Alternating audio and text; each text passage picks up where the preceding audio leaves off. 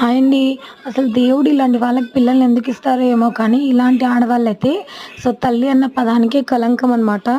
అసలు ఏమైంది అంటే నల్గొండ బస్ స్టాండ్‌లో ఒక 15 నెలల అబ్బాయిని వదిలేసి, తన లవర్ కోసం అబ్బాయిని వదిలేసి అయితే వెళ్ళిపోయింది ఒక మదరు. తన పేరొచ్చేసి నవీన అనమాట. ఆ బాబు పేరైతే ధనుష్ అంట. తన ఏజ్ వచ్చేసి 15 మంత్స్. తనైతే హైదరాబాద్ నుంచి వచ్చింది.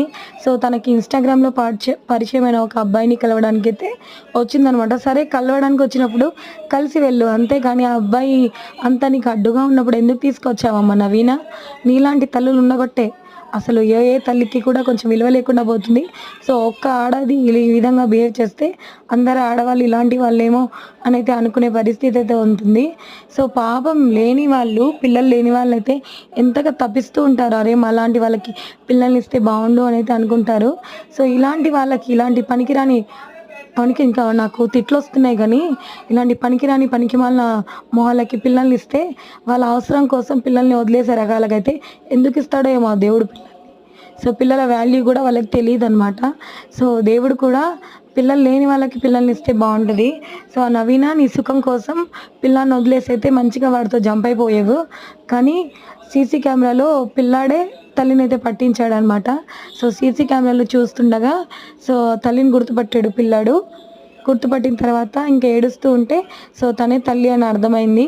తర్వాత బైక్ నెంబర్‌తో ఆధారంగా అతన్నైతే గుర్తించి తనైతే పట్టుకున్నారనమాట.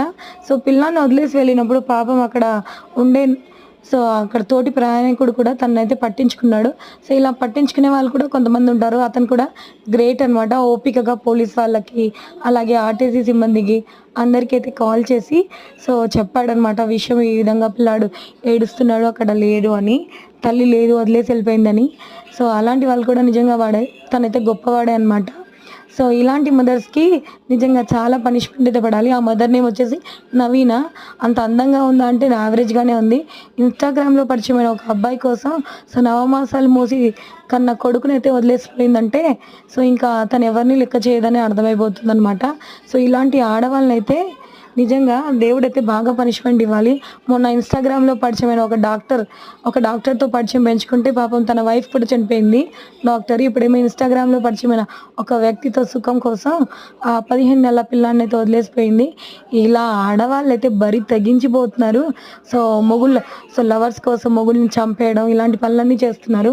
ఒక్క ఆడది ఇలా చేస్తుందని అందరు ఆడవాళ్ళు ఇలాగే ఉంటారా అంటే ఉండరండి.